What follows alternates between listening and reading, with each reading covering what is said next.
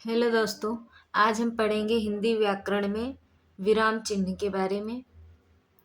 तो सबसे पहले जान लेते हैं विराम क्या होता है। विराम का अर्थ है रुकना या ठहरना। वक्ता अपने भावों व विचारों को व्यक्त करते समय वाक्य के अंत में या कभी कभी बीच में सांस लेने के लिए रुकता है, जिसे विराम कहते हैं।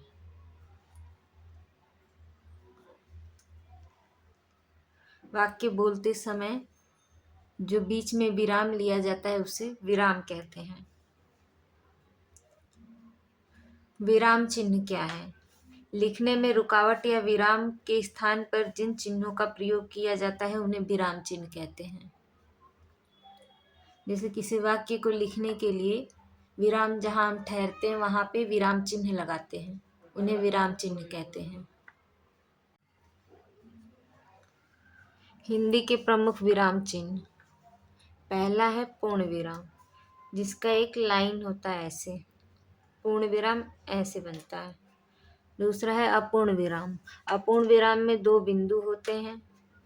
अर्ध विराम, अर्ध विराम में एक बिंदु और एक है कोमा। अल्प विराम में कोमा। प्रश्नवाचक का ऐसे बनाया जाता है। विस्मयादिबोधक चिन्ह, उद्धरण चिन्ह, निर्देशक, समानता सूचक, कोष्टक, त्रुटि चिन्ह, विवरण चिन्ह। चलिए अब जानते हैं चिन्हों को कब और कैसे लगाया जाता है। कौन से चिन्हों को कहाँ और कैसे लगाया जाता है। तो पहला है पूर्ण विराम, जिसको एक ऐसे लाइन ड्रॉ कर देते हैं, वो हो गया पूर्ण विराम। प्रश्नवाचक और विस्मयादिबोधक वाक्यों को छोड़कर सभी वाक्यों के अंत में पूर्ण विराम लगाया जाता है। जैसे राम खाना खाता है, यहाँ पे ये लग गया पूर्ण विराम। राधा उत्तीर्ण हो गई, यहाँ लग गया पूर्ण विराम। उसके बाद है अपूर्ण विराम। अपूर्ण विराम कब लगाया जाता है? जब किसी शीर्षक को उसी के आगे स्पष्ट करने के लिए अपूर्ण विराम का प्रयोग किया जाता है। जब किसी शीर्षक को उसके आगे ही स्पष्ट करना हो तब अपूर्ण विराम का प्रयोग होता है।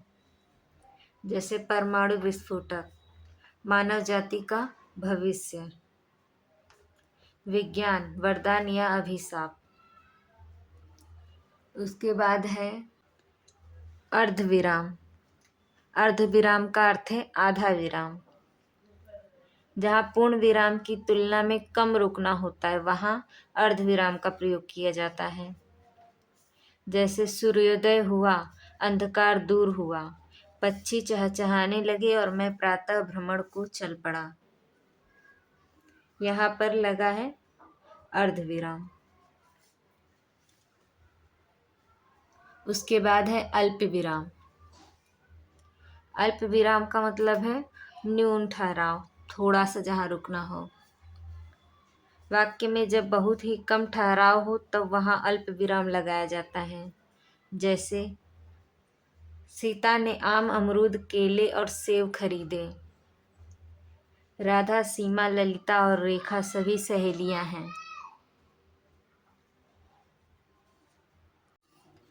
अब है प्रश्नवाचक।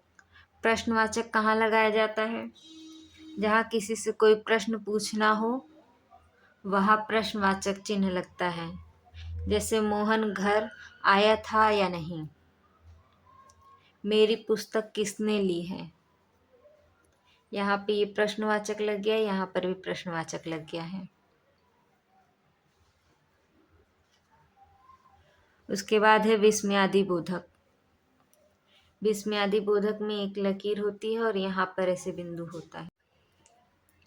आश्चर्य, करुणा, घृणा, भय और पुकारने वाले वाक्यों में किया जाता है विस्मयादिबोधक का चिन्ह, वैसे वाक्यों में लगाया जाता है।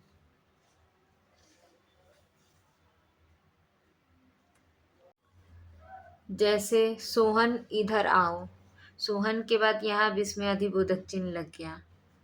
दूसरा है हे राम अब यह जीवन नौका को तुम ही सहारा दो, यहाँ पे हे राम की जगह यहाँ विस्मयादिबोधक चिन्ह आ गया है।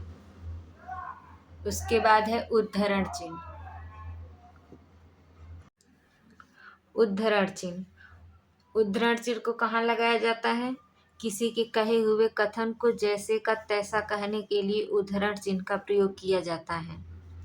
जैसे रामचरितमानस, यहाँ उद्धरण चिन्ह लग गया है कि रचयिता तुलसीदास जी हैं। दूसरा है सुभाष चंद्र बोस ने कहा, तुम मुझे खून दो मैं तुम्हें आजादी दूंगा। उसके बाद है निर्देशक। निर्देशक चिन्ह। जब परस्पर संबंध या समान कोटि की कई वस्तुओं का निर्देश करना हो तब निर्देशक चिन्ह लगाया जाता है। जैसे काल 3 प्रकार के हैं, यहाँ निर्देशक चिन्ह लग गया, वर्तमान काल, भूतकाल और भविष्य काल। उसके बाद है समानता या बराबर का चिन्ह। किसी शब्द के समान अर्थ बताने, समान मूल्य या मान का बोध कराने के लिए समानता चिन्ह का प्रयोग किया जाता है। जैसे भानु, सूर्य। भानु और सूर्य दोनों पर्यायवाची शब्द हैं। जल और पानी, जल, पानी। 1 रुपया बराबर 100 पैसे। उसके बाद है कोष्टक। कोष्टक 3 होते हैं, एक छोटा कोष्टक, मंझला कोष्टक और ये है बड़ा कोष्टक।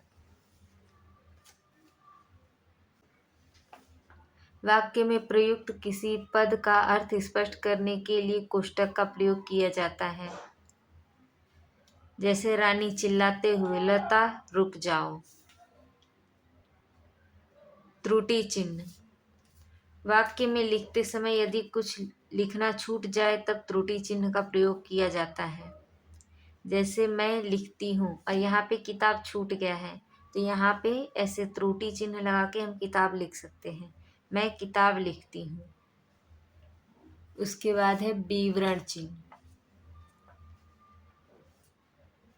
किसी कही हुई बात को स्पष्ट करने या उसके विवरण प्रस्तुत करने के लिए वाक्य के अंत में लगाया जाता है। जैसे पुरुषार्थ 4 हैं, धर्म, अर्थ, काम और मोक्ष।